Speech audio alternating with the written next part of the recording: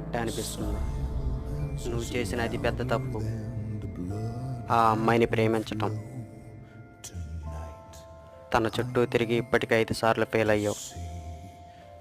ఈరోజు రిజల్ట్స్ వచ్చాయి. నువ్వు మళ్ళీ తప్పావు.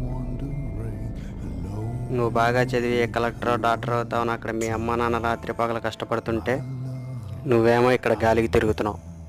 నీలాంటి వాడికి ఈ సమాజంలో బతికే హక్కు లేదు.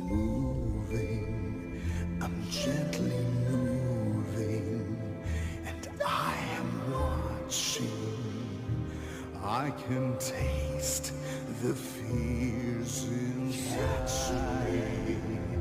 Come and find me if you need me. Ray Chandu, morning వచ్చిన రిజల్ట్స్లో ప్రింటింగ్ తప్పు ఉందంటరా. నువ్వు ఫెయిల్ అవ్వలేదు, పాస్ అయ్యావు. మన ప్లేస్కి వచ్చేసి పార్టీ చేసుకుందాం.